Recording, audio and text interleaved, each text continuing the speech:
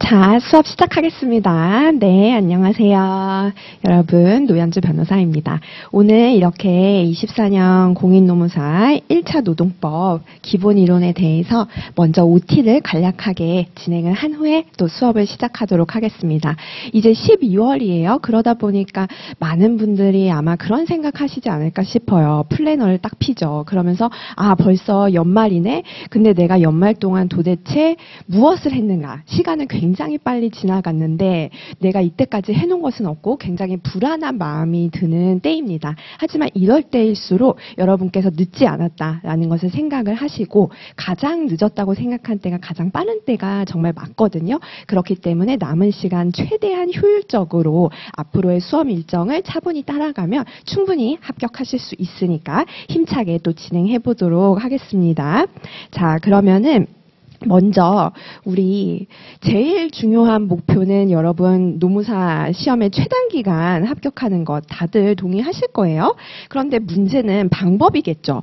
그러면은 이 방법적인 측면에 있어서 제가 항상 강조드리는 부분은 이 전략이라는 측면입니다. 왜냐하면 이번에 다들 잘 아시다시피 새로운 시험으로 변경이 됐습니다. 즉 기존 문항보다 훨씬 증가가 됐어요. 사신문항입니다. 그러다 보니까 이런 사신문항에 대해서 굉장히 두려움을 느끼시는 분도 많고, 하지만 1차보다는 2차가 메인이기 때문에 이걸 도대체 어느 정도까지 대비를 해야지 되느냐, 그 분량의 측면에 있어서 양 조절을 어떻게 해야 될지도 많은 고민이 되시리라 생각을 합니다. 그래서 그러한 이 변화된 시험 전략이라는 측면과 그리고 효율성, 즉 2차를 대비함에 있어서 1차를 또 너무 과도하게 투입하면 안 되잖아요. 그런 효율성의 측면 모두를 잡는 그 방법에 대해서 말씀을 드리고자 하는데요. 자, 먼저 여기 보시는 바와 같이 우리 1차에 있어서의 합격률 살펴보시겠습니다. 사실 그 전까지만 해도 어떻습니까, 여러분? 그쵸? 1차 시험 같은 경우는 60%의 합격률을 보이고 있었기 때문에 보통 굉장히 빡세게 집중적으로 하시는 분들이라면은 1차 시험 몇 개월 안 되는 정말 짧은 시간에 몰아서 하시고 합격했다. 그렇게 후기도 남기시고 그런 측면에서 그 최소 투자 시간으로 충분히 합격을 바라볼 수 있었습니다. 하지만 이제 23년 시험을 생각을 해보시면 어떻습니까? 확 난이도가 올라갔죠. 그러다 보니까 합격률도 35%로 이렇게 처참한 퍼센트를 보이고 있습니다. 하지만 아까도 서두에 말씀드렸다시피 2차, 즉 논술형 시험에 있어서의 합격률, 이게 오타가 남네요. 한 10% 정도죠. 매년 한 이 정도를 유지하고 있습니다. 결국에 우리 노무사 시험의 최종 합격의 목표는 2차 시험에 있기 때문에 이 2차를 메인으로 두는 것은 맞습니다. 하지만 지금 말씀드린 바와 같이 낮아진 합격률과 새로운 사신문항 시험이다라는 변화를 생각을 하신다면은 우리가 무엇보다도 효율적으로 준비를 하는 게 필요하고, 그 첫 번째 포인트가 바로 객관식 시험이다라는 측면을 강조를 드리고 싶어요. 즉 객관식은 어떻습니까, 여러분? 우리 2차 논술형 시험과 다르게 범위가 넓게 펼쳐져 있죠. 즉 조문의 범위만 해도 2차보다 1차의 범위가 훨씬 넓습니다. 그런데 2차 같은 경우는 어떻습니까? 키워드를 정확하게 현출을 해주는 게 필요하죠. 그러다 보니까 어떤 판례의 쟁점에 대해서 굉장히 딥하게 들어가요. 깊숙하게, 자세하게 들어가죠. 그 논거에 대해서 꼼꼼하게 학습을 하십니다. 하지만 우리 1차 시험 같은 경우에서는 이 판례 측면에서는 결론 위주로 가져가시는 것, 그리고 또 조문의 범위가 넓기 때문에 이 조문을 굉장히 꼼꼼하게 또 보시지만 그렇다고 해서 객관식 시험에서의 출제 포인트를 놓쳐서는 또 안 된다라는 점입니다. 즉 제가 비유를 들자면은 1차 시험 같은 경우에서는 여러분이 그물을 생각을 해주세요. 그래서 넓은 바다에 이제 잔잔한 물고기들이 펼쳐져 있는 거죠. 넓게 분포되어 있습니다. 근데 내가 그물을 던져가지고서 훑는다라고 생각을 하시면 돼요. 즉 굉장히 범위가 넓게 펼쳐져 있죠. 조문의 종류들도 많고, 그리고 구석구석에서 나올 수 있는 정말 어떻게 보면은 정말 이렇게까지 내야지 되느냐라는 심정이 들 정도로 그렇게 넓게 흩어져 있습니다. 그래서 그물로 훑는다라고 생각을 하셔야지 된다라면 2차 같은 경우에는 오히려 큰 물고기를 작살로 깊숙이 찍어서 사냥을 한다라고 생각을 해주셔야지 돼요. 그렇기 때문에 2차의 포인트와 즉 키워드를 현출한다는 점이죠. 그리고 1차의 포인트, 객관식 시험에서 함정 패턴을 낸다라는 측면이죠. 이 부분이 엄연히 다르기 때문에 그런 측면을 먼저 생각을 하시고 공부에 들어가야지만 여러분께서 조금 시간을 단축시키면서 즉 최소 인풋으로 최대 아웃풋을 가져가실 수 있다라고 생각을 해주시면 되겠습니다. 자, 그래서 우리 1차에 대해서 본격적으로 또 더 깊숙이 구체적 전략을 말씀을 드려본다라면은 우리가 노동법에 있어서 힘을 쓰셔야지 되는 게 맞습니다. 그래서 우리 민법이나 사회보험법을 생각을 해보시면 아마 민법 공부하신 분들이 거의 대다수이실 텐데 어떻습니까? 그쵸? 굉장히 난해합니다. 범위도 상당하고요. 그래서 이 민법을 올인하는 것은 위험 부담이 좀 있으시죠.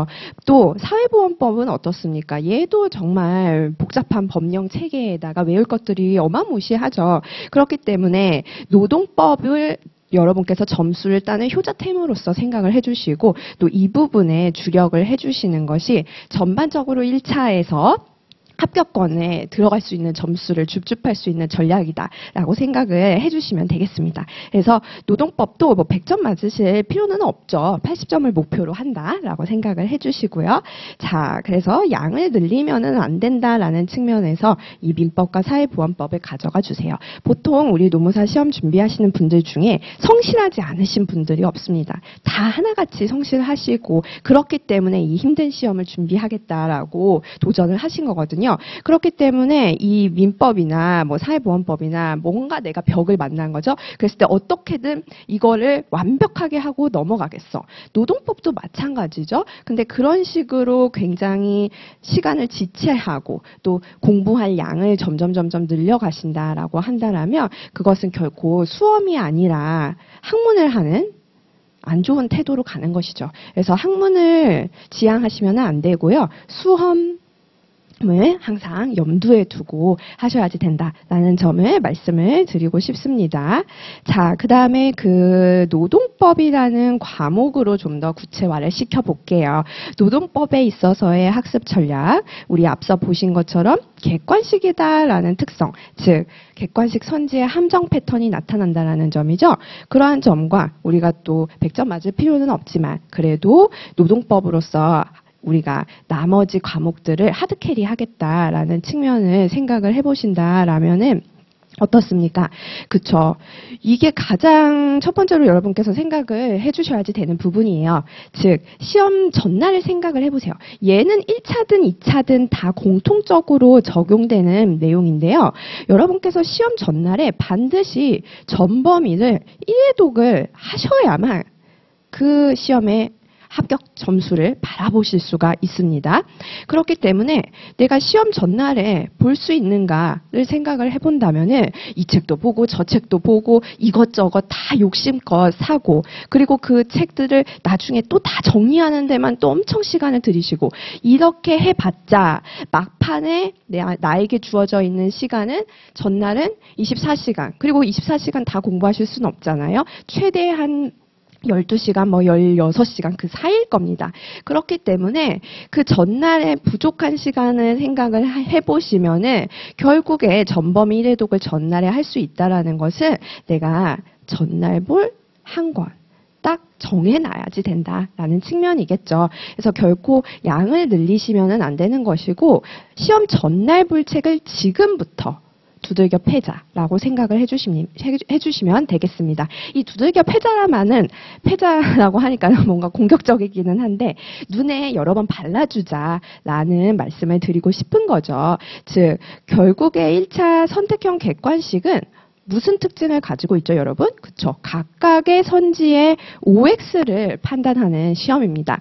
그렇기 때문에 2차와 달리 내가 구체적으로 어떤 특정 키워드를 실제 답안지에 현출하지 않아도 그 해당 선지를 읽고서 참이다 거짓이다 라는 것을 파악할 수 있으면 충분하기 때문에 여러 번 반복해서 읽어주시는 것, 그게 너무너무 중요하다라는 측면이고요. 그랬을 때 어떤 점에 초점을 두고 반복 회독을 돌리셔야지 되냐 하면 1차는 무조건 조문이죠. 그래서 조문을 굉장히 꼼꼼하게 뜯어보셔야지 됩니다. 조문을 읽어보시면 어떠세요? 아, 그래, 맞아. 이 말이지. 뭐 이런 당연한 말을 하고 있어. 이런 것도 있을 것이고 아니면 이 조문이 굉장히 복잡하네? 라는 것도 있을 것입니다. 하지만 어찌 됐던 간에 이 조문을 읽었을 때 여러분께서 처음으로 스텝을 밟아 나가시는 작업은 이해일 거예요. 그래서 이해를 하고 아주 뿌듯하게 여기면서 넘어가시죠. 그런데 어떻게 되냐면 이 이해만 하고 넘어갔을 때 막상 OX라는 객관식 시험의 문제를 풀어본다라고 하면 막막하다라는 분들 많으십니다. 그러니까 이 막막함은 엄청 모르겠다라는 막막함이 아니고요. 알아. 내가 분명히 이 단원 봤어. 그리고 이 조문에 대해서 이해도 했어. 그런데 문제가 안 풀려. 헷갈린다. 이런 말씀들을 많이 하시죠. 그것은 아까 말씀드렸던 것처럼 이 객관식의 출제 포인트를 인지하지 않고 단순히 이해만 하는 학습을 하셨다는 거죠. 이해가 선행되어야 하는 것은 맞습니다. 무조건 이해를 1순위로 가져가셔야지 돼요. 하지만 이해만으로는 부족하죠. 왜요? 객관식 시험의 트릭, 즉 함정 패턴, 출제 포인트를 모르고서는 내가 아무리 이해를 해도 막상 객관식 시험에 정답은 맞출 수가 없거든요. 그렇기 때문에 처음 여러분께서 이 기본 이론을 들을 때부터 이해를 우선순위로 두시는 게 맞지만 이해와 함께 동시에 가져가셔야지 되는 것이 객관식 출제 포인트입니다. 그리고 그 부분을 제가 짚어드리는 것이고요.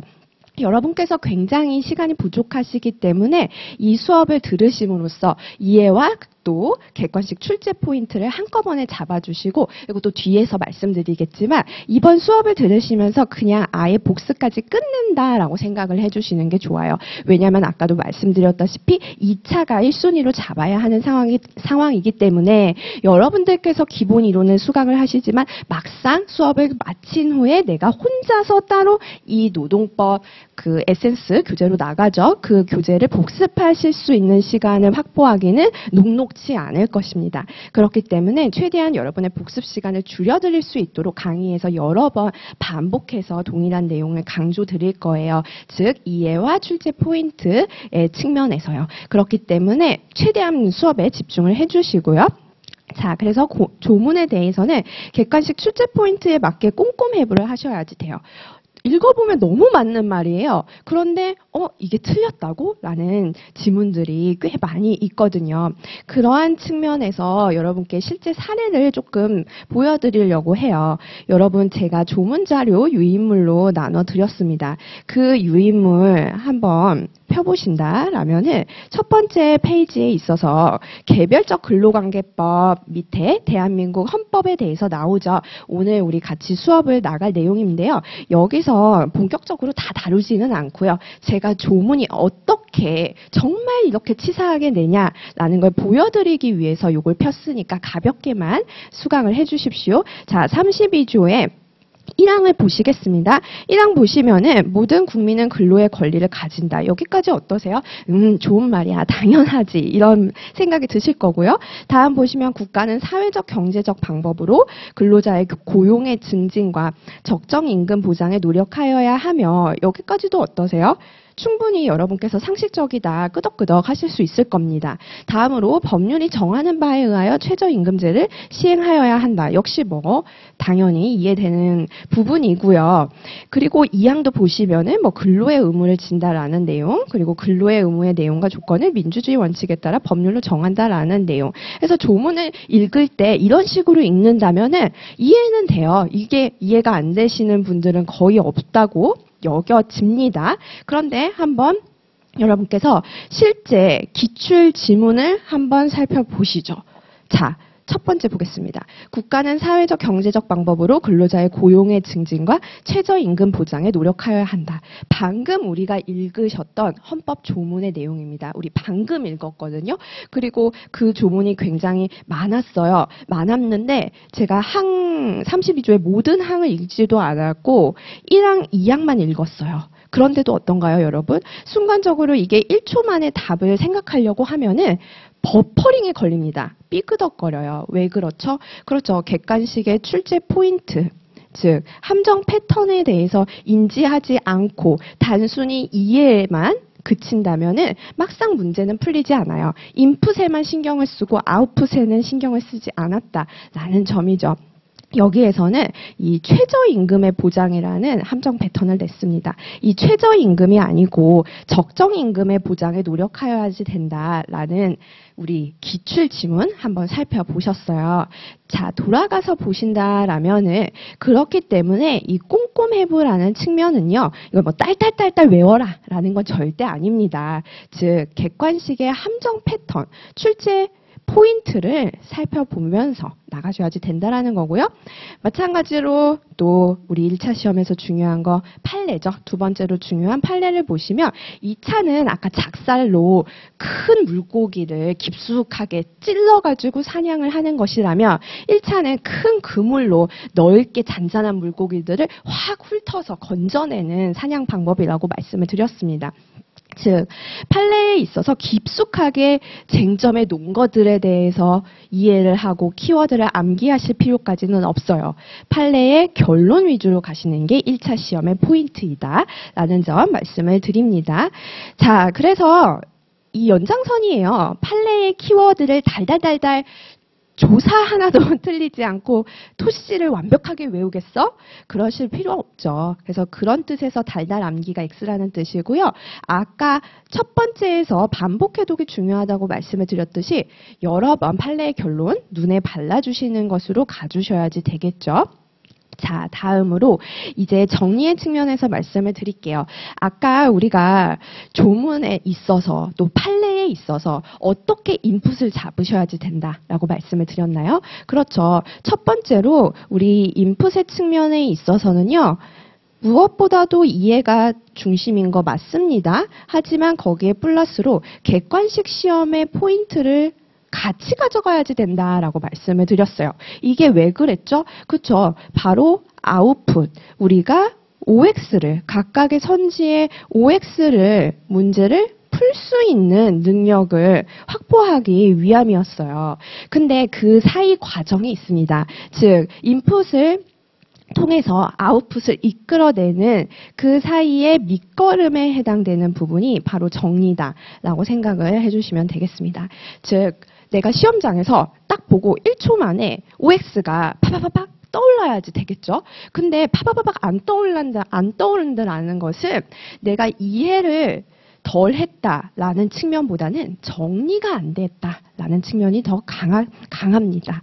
그래서 이 정리라는 것은 아웃풋을 위한 필수 코스인 것이죠.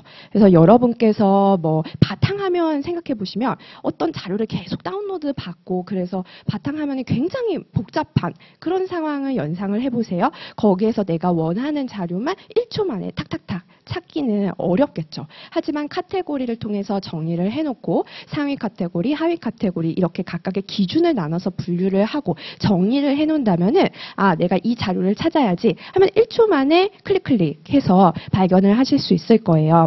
그런 것과 마찬가지로 내가 아웃풋이 빠르게 나오기 위해서, 즉 시험장에서 헷갈리지 않고 긴장되는 시험장에서 흔들림 없이 정답을 찍기 위해서는요, 반드시 정리의 작업이 필요합니다. 그런데 여러분도 아시다시피 이 정리가 만만치 않아요. 왜? 우리는 1차만 하는 게 아니니까. 2차까지 병행하셔야지 되는 상황이니까요.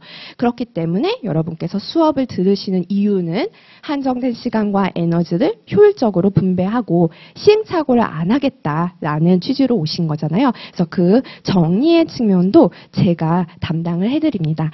그래서 유인물로 나누어 드린 포인트 암기장 있지요. 그래서 그 포인트 암기장이라는 것은 이때까지 기출에 나왔던 패턴들, 즉 객관식의 출제 포인트와 그리고 앞으로 출제가 예상되는 포인트를 간략하게 도포 형식으로 정리를 해놓은 겁니다.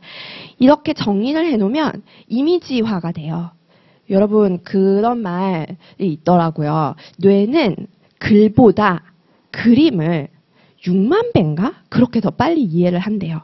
즉 여러분께서 도표를 보시고 형광펜을 사용을 하세요. 형광펜을 사용하는 기준에 대해서도 수업 때 말씀을 드릴 텐데 내가 특정한 내용은 이 형광펜 색깔, 또 다른 비교되는 특정한 내용은 또 다른 형광펜 색깔로 그 정리 도표가 되어 있는 암기장의 내용을 한번 색깔을 다르게 정리를 해서 칠해 보시는 거죠. 그랬을 때 여러분께서 굉장히 이쪽 오른쪽 상단의 분홍색이 그 내용이었지라는 게 시험장에서 파바바바 연상이 되면서 헷갈리지 않고 1초 만에 정답을 찍으실 수가 있을 겁니다.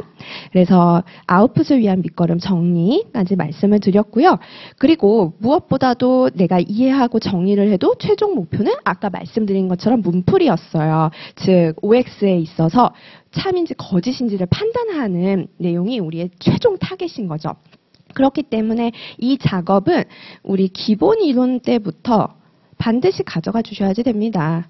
왜요? 우리가 시험장에서 할 일이 바로 이 작업이니까요. 그래서 여러분께서 수업을 들으시면은 이해와 정리와 그리고 OX 풀이까지 한꺼번에 쭉 정말 풀코스로 끝까지 진행이 되니까 정말 수업만 들으시면 된다, 따라만 오시면 된다라는 점을 말씀을 드리고 싶습니다. 그래서 인풋과 밑거름과 아웃풋에 대해서 말씀을 드렸어요. 자, 그래서 다시 밑으로 내려가 본다라면은 이제 앞선 말씀드린 내용의 연장선입니다. 그래서 반복해서 한 권을 두들겨 패야지 되는 것인데 그런데 그 과정에 있어서 짧은 주기로 여러 번을 돌려야지 된다라는 점을 좀 말씀을 드리고 싶어요. 그 이유는 법학의 특성 때문이죠. 굉장히 유기적이고 체계적이기 때문에 앞에 부분이랑 뒤에 부분이 연결되어 있다라는 것이죠. 그래서 내가 앞에서 정말 이해가 안 되는 거예요. 근데 이제 끝까지 갔다가 밀고 나갔다가 다시 돌아와서 앞에를 봤더니 이해가 된다라는 경험들 비록 노동법뿐만 아니라 다른 법학 과목에서도 충분히 경험을 하셨을 거예요. 아직 못하셨다면 충분히 경험을 하시게 될 겁니다. 그렇기 때문에 너무 깊숙하게 완벽주의를 가지시는 거는 좋지 않아요. 즉 완벽주의를 가지면은 짧은 주기가 일어날 수가 없죠. 내가 오늘 복습을 하고 또 오늘 강의를 수강할 양을 딱 정해놨는데 내가 듣다 보니까 이게 조금 헷갈리는 거예요. 그래서 인강을 들으시는 분들이라면 그냥 일시정지 해놓고서는 한참을 보는 거죠. 그래서 막상 인강에 소요되는 시간이 3시간이라고 한다라면 계속 일시정지 플레이 하다 보니까 거의 한 4, 5시간 이런 식으로 강의 수강 시간만 늘어나고 정작 내가 복습할 시간은 줄어드는 그런 정말 비효율적인 공부 방법을 하시기가 좋아요. 그래서 완벽주의를 버리셔야지 돼요. 특히 우리 시험 준비하시는 분들이 우직하고 성실하셔가지고 저 또한 옛날에 공부할 때 이랬거든요. 이렇게 완벽주의 습관을 좀 가지고 있었는데 이런 습관은 글쎄요. 학교에서 이제 내신 따고 학점 딸 때 그때는 아주 베스트입니다. 하지만 이렇게 고시류나 전문직 시험과 같이 장기 레이스로 광범위한 양과 수많은 과목을 공부한다라는 측면에서 봤을 때는요. 완벽주의는 독입니다. 완벽주의를 버리셔야지 되고 완벽주의를 버리는 이유는 뭐죠? 목표는 뭐죠? 그쵸? 짧은 주기로 여러 번을 돌려야지 되기 때문입니다. 여러 번을 돌리는 이유는 무엇일까요? 그쵸. 우리가 여러 번을 돌릴 때 있어서 광범위한 방대한 양을 정말 효율적으로 이해할 수 있고 또 암기까지 이어지는 기능을 바로 이 작업이 해주기 때문입니다. 자, 그렇기 때문에 우리는 완벽주의를 버리고 우선순위부터 챙기셔야지 돼요. 이거는 뭐 1차든 2차든 다 통용되는 내용이겠죠. 그중에서 1차라고 한다라면은 우리 첫 번째로 챙기셔야지 되는 부분은 기존 기출 지문입니다. 그래서 기존 기출 지문 중에서는 우리 노동법 기출, 노무사 기출 지문도 있고 또 공무원 기출 지문도 있겠죠. 그래서 그런 빈출 지문부터 이해하고 암기해 나가는 것을 이번 기본 이론에 있어서의 목표로 삼는다. 즉 우선순위부터 챙긴다라는 거죠. 근데 이제 이 우선순위가 흔들려서 그냥 앞 단원을 완벽하게 하고 넘어가겠어. 이러면은 예전에 중고등학교 때 여기 앞에 수학, 집합 아시죠? 집합책 펼쳐가지고 이것만 열심히 보시는 거예요. 그래서 여기는 까매. 그래서 여기는 까맣고 뒤에 이제 많잖아요. 뭐 함수도 있고 뭐 지수로그 뭐 이런 게 있으면은 여기는 가보지도 못하고 책이 하얀 채로 허연 채로 시험장에 들어가는 그런 친구들이 나의 모습이 될 수 있다라는 거죠. 그래서 앞에 단원을 완벽하게 하고 넘어가시면은 절대 안 된다. 그 단원에 있어서 빈출되는 지문, 즉 빈출되는 조문과 판례를 먼저 챙겨가시는 게 필요합니다. 그리고 다시 돌아와서 빈출되지 않았던 지문에 내가 1회독 때 챙기지 못했던 부분을 또 보완을 하고 그 다음에 또 3회독 때 돌아와서 또 미처 보완을 하지 못했던 내용을 추가하고 이런 식으로 여러분께서 주기를 짧게 잡으셔가지고 여러 번 돌릴 수 있도록 하셔야지 돼요. 그래서 여러 번 돌리시고 돌아와서 또 여기 구멍을 메꿔 가시는 식으로 반복 해독을 해주셔야지 된다라는 점을 말씀드리고 싶고요. 그 다음에 체계와 주소를 잡으면서 즉 체계는 목차 그리고 목차라는 것은 각각의 포인트들, 객관식 출제 포인트들이 이 단원의 이 위치에 있구나라는 것을 어느 정도는 얼기설기 체계를 세워놓으셔야지 돼요. 그래야지만 내가 이해가 잘 되지 이게 체계 없이 무작정 암기를 하는 것은 오히려 막판에 정리를 막는 비효율적인 측면이기 때문에 그 부분까지 말씀을 드리고 싶습니다. 자, 그래서 앞서 말씀드린 것처럼 인풋과 아웃풋의 측면에서 우리는 앞으로 쭉 이 1차와 또 2차도 마찬가지죠. 커리큘럼을 진행을 해 나갈 것입니다. 그래서 인풋과 아웃풋의 측면에서 조문과 판례였죠. 조문과 판례의 결론을 이해를 하시고 또 이해를 하신 다음에 정리를 하시는 게 중요했습니다. 그리고 이해와 정리를 바탕으로 하시고 또 OX 풀이까지 기본 이론 때 챙겨가신다라고 생각을 하시면 되고요. 그래서 교재는 에센스 노동법을 사용을 해요. 그리고 이 에센스 노동법을 이제 문풀 강의죠. 24년 3월까지 계속 사용을 합니다. 아까 말씀드렸듯이 OX는 기본 강의 때 나가고 요 문풀 강의에 있어서는 뒤에 있는 오지 선당 객관식 문제 위주로 나갑니다. 그리고 기본 이론 때 다루었던 포인트 암기장의 핵심 이론들을 빠르게 정리하는 시간이 요 문풀 기간이다라고 생각을 해주시면 돼요. 그리고 이제 마지막 오타가 났네요. 24년이겠죠.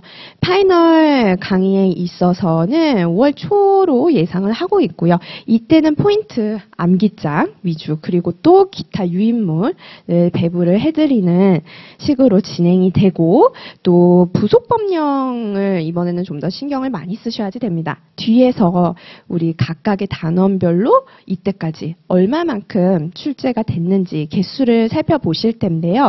이제 사신문항으로 늘어난 만큼 부속법령에 대해서도 신경을 쓰셔야지 되고 그렇기 때문에 이 부속법령 특강을 생각을 하고 있습니다. 만약에 이 부속법령 특강을 못하게 된다라면은 이제 문풀과 파이널에 나누어서 쪼개가지고 하는 식으로 진행을 할 예정입니다.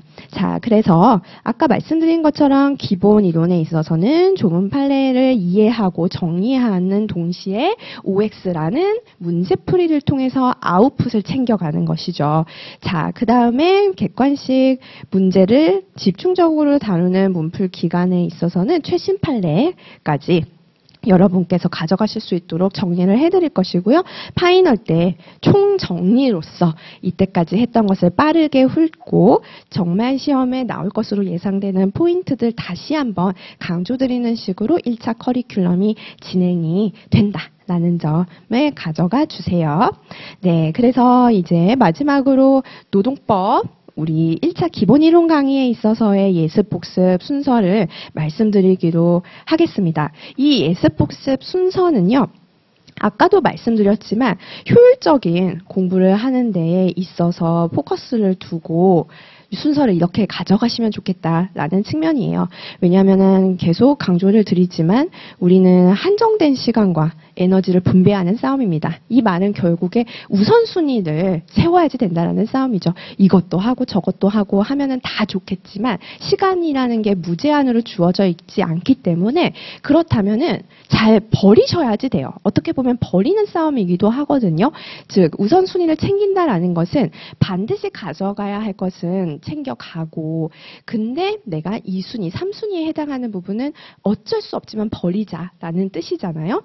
그렇기 때문에 여러분께서 그 버리는 싸움을 잘 하신다라는 게 다시 말해 효율적인 학습을 하신다는 것이고 효율적인 학습을 하심에 있어서는 무엇보다도 1순위로 가져가셔야지 되는 조문 판례의 이해와 정리이기 때문에 그 부분을 수업과 또 복습 및 예습에서 최대한으로 챙겨가실 수 있도록 해주세요. 즉 효율이라는 말은 최소 인풋으로 최소 인풋, 최대 아웃풋 이게 결국에 효율적이다라는 뜻이죠.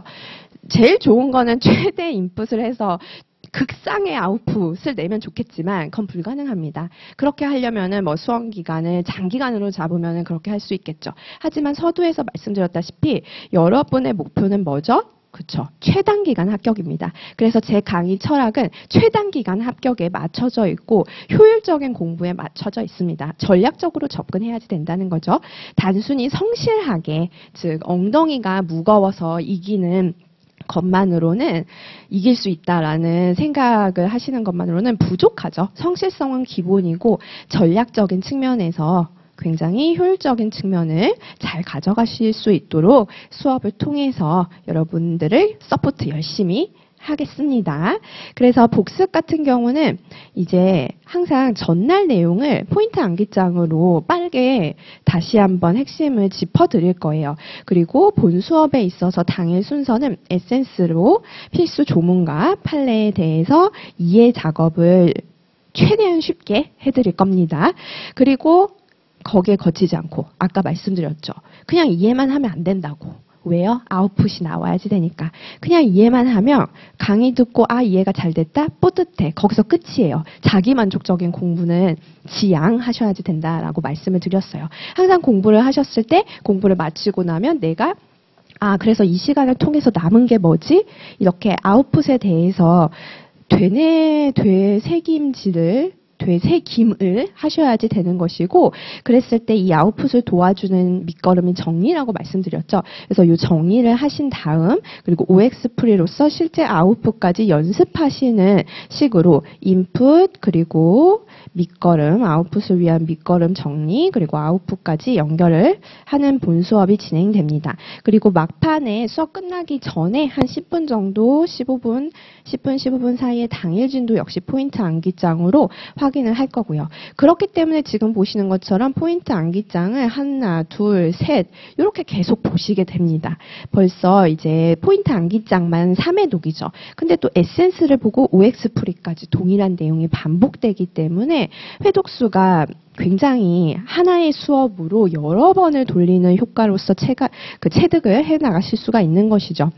다음에 여러분 수업 끝났어요? 그 다음에 복습 어떻게 하실 거예요? 복습 방법은 이렇게 해주세요. 즉 수업 때 OX 문제 같이 풀 거거든요. 근데 분명히 1초 만에 떠오르지 않는 선지가 있을 겁니다. 그러면 그 선지, 그 문제는 표시를 해주세요. 수업 때 표시를 해두시고 그 부분이랑 그에 대한 정답, 맞는 내용이면 그 지문 그대로 읽으시면 되는 것이고 틀린 선지다라고 한다라면 밑에 해설이 있죠. 그리고 제가 필기해드린 내용이 있을 거고요. 그 내용을 처음에는 읽으세요. 읽기. 그래서 OX를 풀기 아닙니다. 읽기입니다. 읽어주시고 그 다음에 에센스를 봐주시는 겁니다. 이렇게 하는 이유는 강약 조절을 위함이죠. 그리고 우선순위를 먼저 챙겨간다라는 거죠. 아까 말씀드렸다시피 빈출이 우선입니다. 빈출.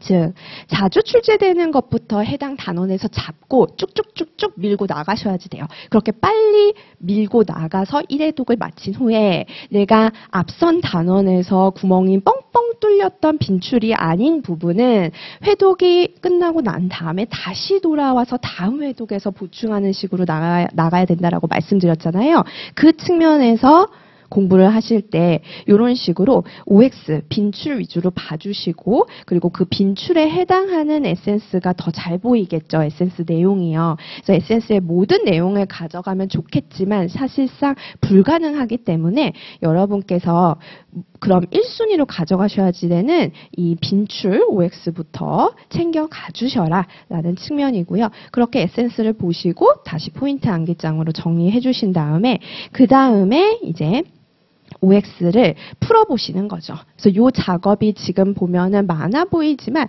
굉장히 빠른 시간 안에 해결을 하셔야지 된다. 최대 해봤자 뭐 1시간 그 정도로 생각을 해주세요. 뭐 1시간에서 2시간 사이에 이루어집니다. 이게 내가 수업 때 이미 다 배운 내용이기 때문에 빠르게 가져가실 수 있습니다. 그리고 예습은 가능하신 분이라면은 해주시고 힘드시다라면은 그냥 오셔야죠. 이제 항상 우선순위, 즉 1순위부터 챙겨야지 되는데 1차와 2차를 생각하실 때 만약에 내가 1차를 수강하면서 2차까지 병행을 하고 있는 그런 측면이고 또 심지어 2차에 대한 복습이 밀렸다 하면은 그 부분을 더 1순위로 잡아주셔야지 되니까요. 그래서 그렇게 복습이 밀리신 분들은 예습을 생략을 하시는 거고 근데 예습까지 하실 수 있더라면 다음 수업 범위 OX에 해당하는 그 기출 표시가 되어 있거든요. 그 부분만이라도 읽어서 한번 쓱 훑어보고 들어오시면은 아 내가 이 부분이 빈출이니까 수업 때 이 부분을 강하게 정말 중요하게 집중적으로 들어야지 되겠다라는 마인드를 가져가실 수 있으니까요. 자, 그 다음에 이제 365일 24시간 소통 창구 말씀을 드리고 있어요. 그래서 여기로 뭐 공부 방법에 대한 질문 아니면 뭐 앞으로의 강의나 교재에 대한 질문 다 환영입니다. 그래서 편하게 보내주시고요. 그리고 마지막으로서 드리고 싶은 말씀은 이제 모두 다 단기 합격의 꿈을 안고 이 시험에 진입을 하시지요. 그런데 실제 하다 보면 앞서 말씀드린 것처럼 장기 레이스이기 때문에 굉장히 자신감이 상실해요. 그래서 자신감이 떨어지고 아 나는 정말 이렇게 해서는 안 될 것 같은데 이 길을 온 것이 맞는가. 심지어 또 직장 병행하시는 분들은 또 직장을 다니면서 힘든 시간을 내서 이 공부를 하고 있는데 그래서 내가 시간이 쫓겨가지고 이건 도저히 내 목표한 기간 내에 달성할 수 없는 것인데 라고 생각할 수도 있고 또 아니면은 직장을 포기하고 전업으로 하시는 분들도 마찬가지죠. 전업분들이든지 직장을 병행하시는 분들이든지 공통적으로 이 장기간의 수험 기간 동안에 슬럼프가 올 수밖에 없습니다. 하지만 거듭 말씀드리고 강조드리고 싶은 것은 근거 없는 자신감이 중요해요. 실제 팩트를 봤을 때 내가 봐도 현실적으로 이거는 안 된다라고 보일지라도 근거가 없어 보일지라도 무조건 나 자신을 믿어주셔야지 된다. 즉 불가능하다고 생각이 돼도요. 내가 나 자신을 믿어줘야지 남들이 손가락질하고 이 세상 모두가 내가 떨어질 것이다라고 비난을 하고 기대를 하지 않아도요. 나는 내 자신을 믿어줘야지 됩니다.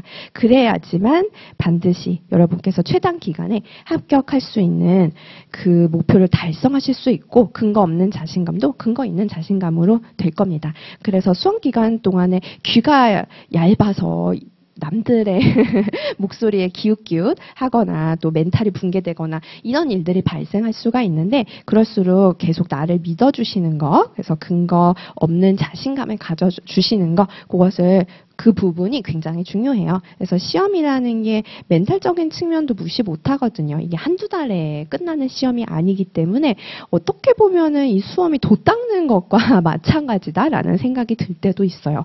그래서 이 멘탈적인 측면은 지금 연말이기 때문에 흔들리시기가 딱 좋거든요. 그래서 다시 한번 잡아주세요. 근거 없는 자신감을 가지시고 이렇게 지금 이 사람이 묵묵히 산을 오르고 있죠. 그래서 이 산을 올라감에 있어서 먼 목표를 보면 꼭대기만을 보면은 나는 지금 한참 밑에 있는데 언제 여기까지 가라고 생각할 수 있지만 바로 눈앞에 있는 부분만 보세요. 아 눈앞에 이 돌멩이를 넘자. 아 저기 구멍은 점프해서 가자. 이런 식으로 눈앞에 근시안적인 태도를 가지시고 저기 멀리 너무 멀리 있는 목표를 보고서 괜히 낙심하실 필요는 없다. 하루하루를 잘 버텨나가면 된다라는 말이죠. 그래서 이 하루하루를 내가 근거 없는 자신감을 가지고 가시면 충분히 여러분께서 원하시는 목표에 달성하실 수 있다라는 점이고요. 그래서 그 과정에서 여러분들이 귀한 시간, 귀한 돈을 낭비하시지 않도록 시행착오 없이 가장 효율적인 길을 친절하게 말씀을 드릴게요. 좋습니다. 그래서 여기까지 여러분들 한번 그 OT를 간략하게 대략적인 공부 방법까지 보셨어요. 그러면은 이제 우리가 본격적으로 수업을 들어가기 전에 출제 개수, 단원별로 어떻게 출제가 되는지에 대해서 살펴보겠습니다. 이제 지피지기 100점 100승이잖아요, 여러분. 자, 1차 노동법에 있어서 노동법 1, 노동법 2 이렇게 나눠질 텐데요. 그때 노동법 1은 개별적 근로관계법을 다루고 있고 또 노동법 2는 집단적 노사관계법이다라고 생각을 해주시면 될 텐데 근데 여기 노동법 1에서 보세요, 여러분. 여기 가로 안에 들어가 있는 부분이 출제 예상된다라는 측면이에요. 사실문항으로 변경이 된 것을 반영을 해서 기존에 적게 출제됐던 문항에 있어서 더 추가를 했다라고 생각을 해주시면 됩니다. 기존에 계속 출제되어 왔던 패턴을 살펴본다면요.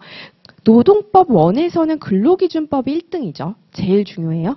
그리고 노동법 2에서는 이 노조법이 또 1등이고요. 그래서 여러분 우선순위의 싸움이죠. 우선순위. 뭐에 우선순위 두시겠어요? 그쵸. 제일 출제 비중이 많은 요 두 개의 법에 1순위로 힘을 주셔야지 된다. 지금 시점에 우선순위 잡아주시고요. 다음에 그 안에 있는 세부적인 근로기준법 안에서 어떻게 각 단원별로 또 출제가 되는지를 본다라면은 지금 이렇게 총론부터 근로계약 임금 나와 있죠. 이 내용은 제가 앞서서 유인물로 나눠드렸던 이 조문 자료의 앞부분 근로기준법 목차를 살펴봐 주십시오. 그래서 뒷부분의 근로기준법에 대해서 1장 총칙해서 각각의 조가 배치가 되어 있죠. 그래서 여기 나와 있는 부분은 목차라고 생각을 해주시면 됩니다. 근기법의 목차구나. 그렇다면은 여기서 1장 총칙 오늘 나갈 내용이고요. 그 다음에 근로계약과 임금, 근로시간과 휴식, 여성과 소년, 안전과 보건, 또 직장 내 괴롭힘, 기능습득, 재해보상, 취업규칙, 기숙사 근로감독관 벌칙 이렇게 보이시죠? 그래서 그 내용, 즉 근로기준법의 각각의 장을 기준으로 해서 어떻게 출제가 되는지를 또 살펴보시고 또 우리의 수업 진도도 그 순서 그대로를 따라가겠습니다. 그랬을 때 총론, 오늘 나가는 부분인데 이제 사실문항으로 갔을 때 예상하는 출제 개수는요. 근로기준법 20 그리고 부속법령 20. 기존에는 이 부속법령이 10개 정도 출제가 됐었습니다. 그런데 이제 기존보다 더 부속법령의 중요성을 강하게 가져가 주셔야지 됩니다. 그래서 각각의 10개에서 하나씩 문제가 출제되었다면 이제는 각각의 부속 법령에서 2개 정도는 요거가 지워져야죠. 2개 정도는 예상을 해주시는 식으로 부속 법령을 좀 힘을 주셔야지 된다라는 게 노동법 1에서 여러분이 또 가져가 주셔야지 된다는 측면이고요. 하지만 이제 제일 여러분께서 1순위로 먼저 공부를 복습을 제대로 해줘야지 되는 부분은 근기법이고 보시면 총론 왠지 좀 쉬워 보이는 총론도 어떻습니까, 여러분? 굉장히 출제 비중이 많습니다. 즉, 근로계약이랑 총론이랑 비교를 한다면 총론을 학습함에 있어서 부담감을 적게 느끼시는 분들이 대다수입니다. 근데 어때요? 출제 비중은? 그쵸. 지금 똑같이 이렇게 예상이 되고 있습니다. 이 예상 패턴은 기존 기출의 패턴을 바탕으로 한 거거든요. 그렇기 때문에 여러분께서 오늘 배우는 내용도 굉장히 집중을 해서 잘 가져가 주셔야지 되겠죠. 그래서 이거 나머지 근기법의 각각의 단원의 출제 개수는 혼자서 복습하실 때 다시 한번 봐주시고요. 노동법 2로 넘어가도록 하겠습니다. 노동법 2는 기존에 노조법에서 20개 정도 나왔어요. 그리고 부속법령이 4개잖아요. 이렇게 그래서 각각 또 하나씩 나왔고요.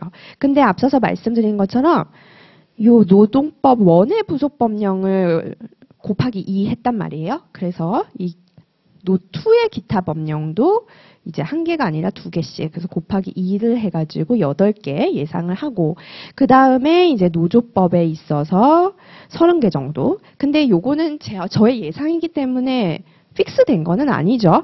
오히려 부속법령이나 노동법 1, 2의 부속법령이 이것보다 더 많이 나올 수도 있긴 합니다. 그래서 그건 참고적으로 활용을 해주시고요.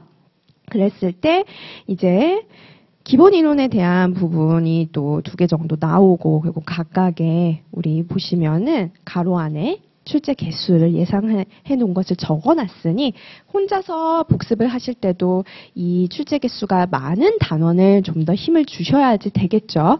그냥 단순히 우직하고 성실하게 그래 1단원의 첫 목차가 나오는 첫 페이지부터 열심히 봐야겠다. 이런 복습을 하시면 안 된다라고 거듭 강조를 드리고 있습니다. 그렇게 성실하게 엉덩이로 밀어붙이면 안 되죠, 여러분. 즉 전략적으로 가져가셔야지만 되고 전략적으로 가져간다라는 거는 시험에 많이 나오고 중요하고 빈출되는 애들 먼저 줍줍을 해주셔야지 되겠죠. 단순히 성실함으로만 싸우면 힘들어요. 왜? 여러분들 다 성실하시거든요. 이 시험 준비하는 분들 중에 성실하지 않은 분 없다. 따라서 나만의 차별화가 있어야지 되고, 그랬을 때는 전략입니다. 효율적인 전략, 그리고 효율적인 전략의 핵심은, 우선순위부터 잘 챙기자입니다. 너무너무 중요해서 계속 강조를 드렸어요. 자, 그래서 그렇게까지 학습법에 대해서 정리를 하고요. 그 다음에 본격적으로 수업을 들어가 보도록 하겠습니다. 먼저 여기 보시면은 근로기준법이라고 총론해서 나와 있죠. 그리고 포인트 1 근로권의 내용 이렇게 나와 있습니다. 그래서 지금 포인트 암기장은 보시는 바와 같이 여기 앞에 목차 역할도 하고 있죠. 이 출제 개수가 나와 있는 부분. 그래서 이 총론에 해당되는 부분 각각의 근로기준법의 장의 목차였죠. 그래서 그 내용을 기재를 해놓고요. 그 다음에 포인트 1 그리고 포인트 2 이런 식으로 각각의 단원마다 기출이 많이 되었고 또 많이 되었고 될 것으로 예상되는 부분들을 정리를 해놓았다라고 생각을 해주시면 돼요. 그래서 지금 포인트 1에 있어서 보시면은 근로권의 내용 해서 제가 헌법 요거는 조문자료에도 똑같이 기재를 해놨는데 조문자료에 있는 내용은 볼드를 치지 않았어요. 그런데 지금 보시는 바와 같이 포인트 암기장은 볼드가 되어 있죠. 이 볼드는 여러분 왜 쳤을까요? 이거 하나하나 폰트 바꾸는 게 굉장히 귀찮은데 제가 왜 다 일일이 했을까요? 그쵸? 이게 바로 출제 포인트입니다. 객관식의 포인트. 이런 데서 바꿔치기 함정 패턴을, 함정 트릭을 출제위원분들이 사용한다라는 것이죠. 그래서 여러분께서 그냥 단순히 모든 국민은 근로의 권리를 가진다라는 게 아니라 국민, 그리고 권리라는 측면을 생각하시면서 가주셔야지 됩니다. 그 부분은 수업 때 또 다시 한번 말씀을 드릴게요. 자, 그래서 이렇게 헌법에 대해서 먼저 근로권이라는 내용을 다루기 위해 서두로서 던졌는데요. 근데 그 헌법과 노동법의 관계, 즉 전반적인 우리 법 체계에 대해서 살펴보고 본격적으로 에센스랑 포인트 암기장을 나가보도록 하겠습니다. 자, 칠판을 봐주세요. 법체계 보시면은 제일 위에 여러분 뭐가 보이세요? 그쵸? 헌법이 보입니다. 그래서 이 헌법 말 그대로 최상위 규범이죠. 그래서 최상위 규범인 이 헌법. 왜 최상위 규범일까요? 그쵸? 국민에 의해서 제정됐다. 그래서 국민에 의해서 제정됐다라는 말은 헌법을 개정함에 있어서 여러분 아마 잘 아실 텐데 국민투표를 통해서 개정을 하죠. 그렇기 때문에 이제 헌법을 제정하고 개정하는 주체를 국민으로 생각을 해주신다라면 모든 법에 있어서 기준이 됩니다. 헌법이 우리나라의 모든 법 규범에 있어서의 근거 기준이 된다라고 생각을 해주시면 되고, 다음으로 그 하위 규범으로서 법률이 있습니다. 이 법률은 여러분들도 잘 아시다시피 국회의 의결로 제정이 되는 것이죠. 그래서 헌법에서 규정을 하고 있는 기본 원리라던가 통치 구조에 대한 내용을 좀 더 구체화를 시켰다라고 생각을 해주시면 되겠습니다. 그리고 또 이 법률의 하위 규범이 명령입니다. 그리고 이 명령은 두 개로 나눠져요. 보시는 것처럼 시행령과 시행규칙으로 나눠지죠. 시행령이라고 하면은 대통령령이라고 바꿔 말할 수 있고, 또 총리령, 부령은 시행규칙이라고 또 말하기도 합니다. 그랬을 때 아까 법률 누가 만들었나요? 그렇죠. 국회의 의결이었습니다. 그런데 명령, 그 중에서도 시행령은 여기에서도 볼 수 있지만 대통령이 만들고, 그리고 시행규칙은 총리령, 부령이죠. 그래서 부해서 고용노동부 장관이 만드는 것이 근로기준법의 시행규칙, 이렇게 생각을 하시면 됩니다. 그래서 근로기준법 국회에서 만들죠. 그리고 근로기준법 시행령, 그리고 시행규칙, 이런 식으로 상위 규범이 위에 있는 것, 그리고 하위 규범이 밑에 있는 것이라고 생각을 해주시면 되겠어요. 그리고 이 명령의 아래에 있는 것이 조례와 규칙인데, 얘네들은 그 지방자치단체, 지자체의 자치 입법입니다. 그래서 이 조례 같은 경우에서는 지방의 의회죠. 강원도의회에서의 의결로 해서 각각의 지자체마다 다른 조례가 있을 수가 있는 것이죠. 그리고 또 지자체장이 만드는 것이 규칙이다 라고 생각을 해주시면 되겠습니다. 근데 이제 우리가 실제 공부를 함에 있어서는 이 법률의 측면과 그리고 또 이 명령, 그 중에서도 시행령에 대한 부분을 좀 많이 보시게 될 거예요. 그래서 근로기준법, 그리고 근로기준법 시행령, 이 부분이요. 그래서 또 가끔 이렇게 시행규칙까지 보는 경우도 있습니다. 그리고 오늘은 이 각각의 하위 규범들을 모두 규율을 하고 있는 근거가 되는 규범인 이 헌법에 대해서도 살펴볼 겁니다. 즉, 앞서서 여기 포인트 암기장에 근로권이라고 말을 하고 있죠. 그래서 이 근로권에 해당하는 내용으로서 제가 헌법을 딱 처음에 제시를 해놨잖아요. 그것이 지금 보신 것처럼 모든 법에 있어서의 최상위 규범이기 때문입니다.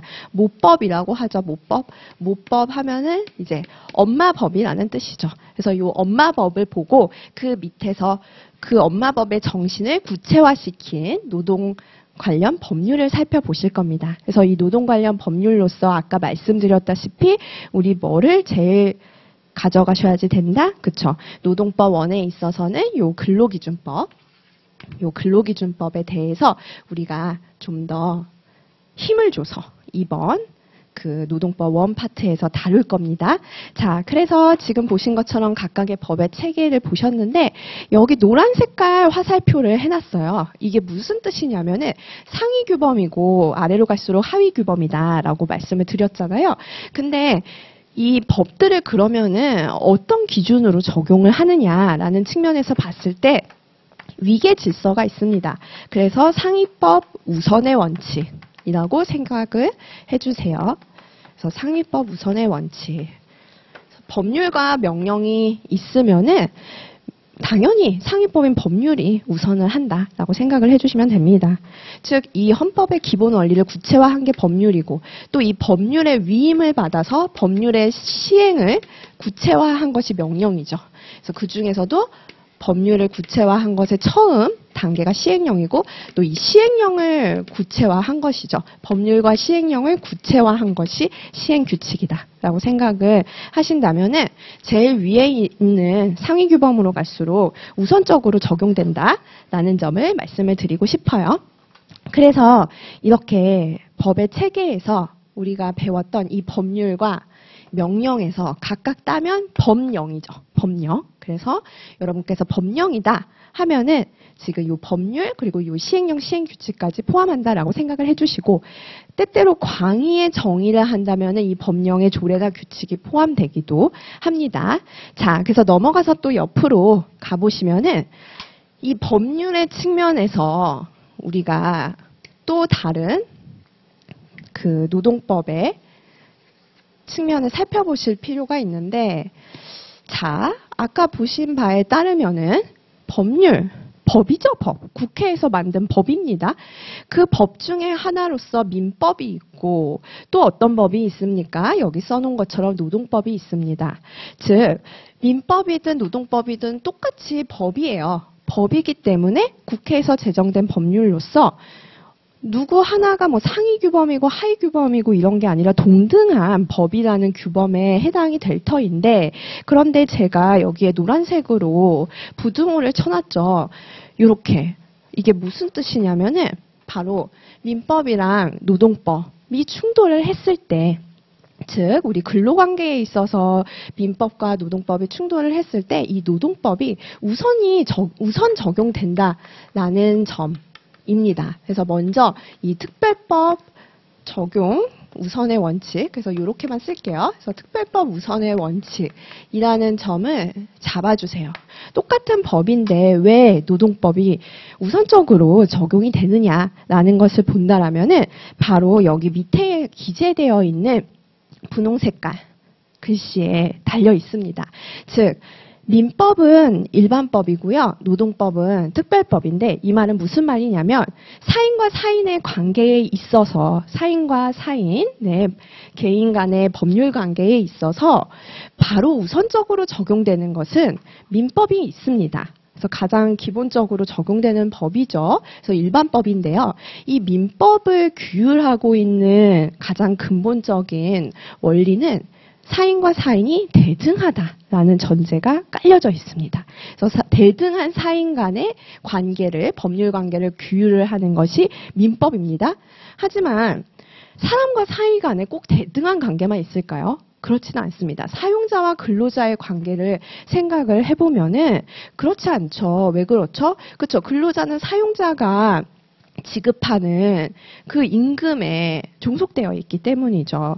그렇기 때문에 사용자와 근로자 사이의 관계는 이렇게 종속된다라는 특징을 가지고 있습니다.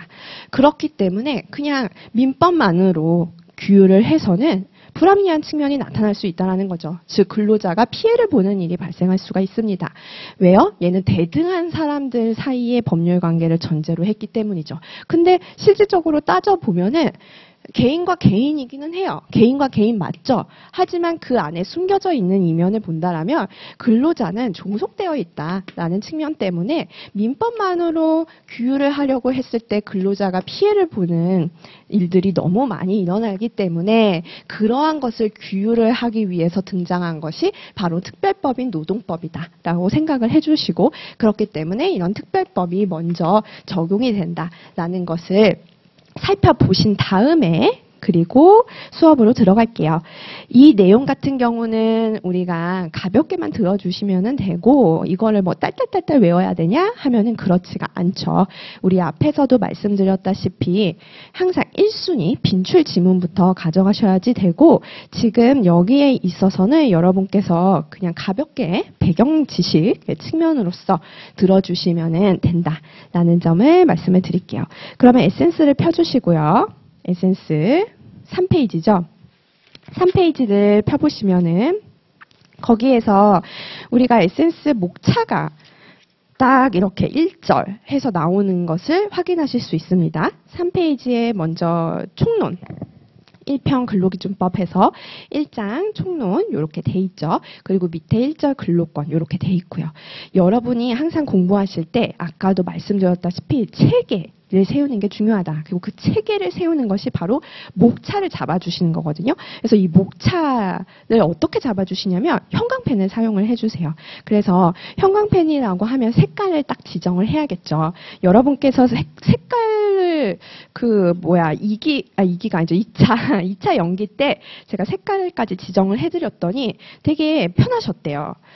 되게 꼼꼼하신 분들이 많으시더라고요. 이 형광펜 색깔을 고민하다가 이제 그 시간이 너무 많이 뺏겨가지고 공부 복습할 시간이 줄었다라고 말씀을 하셨는데, 그걸 제가 막아드리기 위해서 이 형광펜도 아예 그냥 말씀을 드릴게요. 그때 대충 색깔만 말씀드렸더니 여러분들께서 뭔 색깔인지 모르겠다라고 하셔가지고 이제 그 처음에는 이 보라 색깔 형광펜을 사용을 하세요. 아까 제1절 글록건 이렇게 되어 있죠. 그래서 그 1절에는 이 보라색으로 꺽쇠를 쳐주세요. 그래서 얘는 연한 보라색이에요. 진한 보라색을 하면은 목차를 쳤을 때 잘 안 보이더라고요. 그래서 이렇게 연한 보라색으로 1절 글록건 그리고 그 밑에 동그라미 1 글록건의 내용 쳐주시면 되겠죠. 그리고 넘겨보세요. 넘겨보시고 4페이지에 있어서 또 동그라미 2 글록건의 법적 성격과 주체죠. 그래서 이렇게 뼈대를 잡는다라는 것은 목차를 보신다는 거예요. 즉 근로기준법 총론을 보고 있습니다. 그리고 총론에서 1절 글록건을 보고 계세요. 글록건에서 우리 글록건 내용 이걸로 치셨죠. 그리고 글록건의 법적 성격과 주체 이렇게 치시면은 됩니다. 그리고 그 5페이지 다음은 이제 2절 이렇게 나와 있죠. 그래서 지금 맨 처음에 여러분께서 치실 때는 이 보라색을 가지고서 1절과 그리고 2절, 3절, 4절, 5절 이런 식으로 먼저 쳐주시는 거예요. 그래서 5페이지에 2절 그리고 2절을 의였죠? 그리고 7페이지에 3절 적용 범위 쳐주시고 그리고 넘기셔서 11페이지에 4절 근로자와 사용자입니다. 그리고 마지막으로 16페이지에 5절 근로기준법의 기본 원칙 이렇게 오늘 진도 범위가 이 목차를 침으로써 정해지고요. 그리고 그 안에서 아까 말씀드린 것처럼 동그라미 1번 검정색 배경에 동그라미 하얀색 숫자로 된 1번 있죠. 그거 이걸로 치시고 그 다음에 이제 숫자 1번 목차가 있어요. 3페이지 보시면 본원적 내용, 2번 파생적 내용 있죠. 그래서 그 1번 이렇게 돼 있는데 원터치 연두색 형광펜이에요. 그래서 요거 이렇게 찰칵하면은 되거든요. 그래서 요걸로 연두색을 쳐주시고 그 다음에 이제 반가로 1번, 2번이 하위 목차입니다. 반가로 1번, 2번은 이렇게 주황색으로 색깔을 쳐주시면 됩니다. 그리고 그 주황색보다 더 하위 목차로서는 거의 안 가는데 연한 하늘색 형광펜을 사용을 해주시는 것을 추천을 드리고요. 다음으로 이제 본문에 있어서는 처음에는 형광펜을 치지 마세요. 제가 밑줄을 그으라고 하는 것은 그냥 볼펜, 빨간 펜이나 뭐 파란 펜, 아니면은 뭐 검정 펜도 괜찮습니다. 그리고 회독이 증가될수록 내가 처음에는 몰라서 밑줄을 그었는데 나중에 돌아와서 보니까 그 내용이 이해가 돼서 괜히 밑줄 쳤다라는 경우가 있을 수 있거든요. 그렇기 때문에 그때는 형광펜을 또 활용을 하시는 거예요. 내가 회독을 증가시켜서 이제는 밑줄은 아는데 이 밑줄은 아는데 저 밑줄은 모르겠어 하면은 그 밑줄에만 이렇게 형광펜을 사용을 해주세요. 그래서 원칙은 노란색 그리고 분홍색은 예외예요. 그래서 원칙 노란색, 예외는 분홍색. 그리고 예외가 있어요. 그거는 이제 이렇게 하늘색. 그래서 본문에는 요 세 개를 활용을 해서 형광펜을 치시면 된다. 그래서 형광펜은 특히 회독이 조금 된 다음에 가져가시는 게 아무래도 나중에 막판에 보실 때 훨씬 유용하시겠죠. 그런 식으로 앞으로 1차든 2차든 계속 형광펜 작업을 해주세요. 그래서 그 합격하신 분들 이제 요즘에 같이 밥 먹고 만나는데 이 형광펜 작업이 굉장히 도움이 많이 됐다. 그런 말씀을 하세요. 수험가에 사실 형광펜을 어떻게 형광펜을 치는 게 좋다라는 내용에 대해서 많이 있는데 근데 어떻게 치는지에 대해서 살짝 헷갈리신 부분들이 많이 있었다라고 하시더라고요. 그래서 그런 부분들을 제가 앞으로도 말씀을 드릴 테니까 그 형광펜을 치는 방법은 수업 때 내용 그대로 또 계속 따라오시면 됩니다.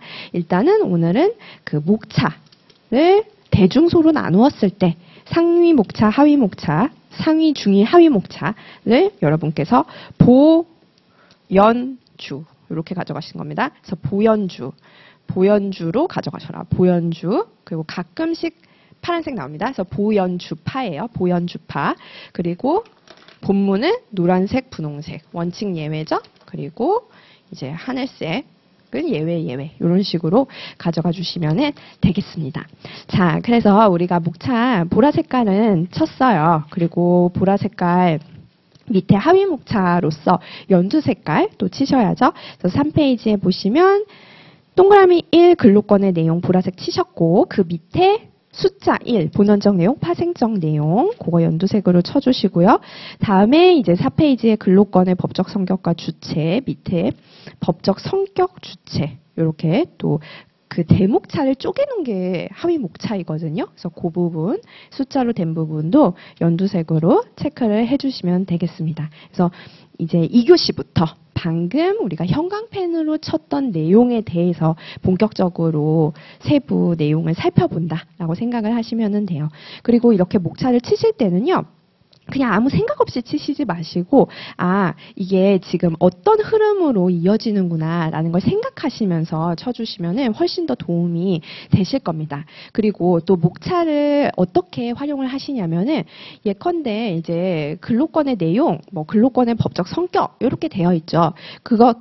그렇다는 것은 이 목차가 아래에 있는 단락의 요약판이다 라고 생각을 해주세요. 요약문이다, 요약문장이다 라고 생각을 해주시는 거죠. 즉 근로권의 내용이 이 목차로 써 있으면은 그 아래에 근로권의 내용에 대해서 구체적으로 굉장히 자세하게 서술이 되어 있다라는 거죠. 그래서 목차 옆에 물음표를 찍으시면은 이해가 더 잘 되실 거예요. 근로권의 내용하고 물음표 하면은 근로권의 내용이 뭐지? 라는 의문이 드실 거고 그 의문에 대한 답변이 바로 목차 아래에 있는 세부 단락들이겠죠. 반대로 세부 단락들을 생각을 하시면은 그 단락들을 총 요약을 한 것이 목차일 것이고요. 이 내용을 왜 자세히 말씀드리냐면 지금 비록 1차만 하지만 나중에 2차 답안지를 쓰시고 목차를 쓰실 때 이 내용을 활용을 하시면 좋아요.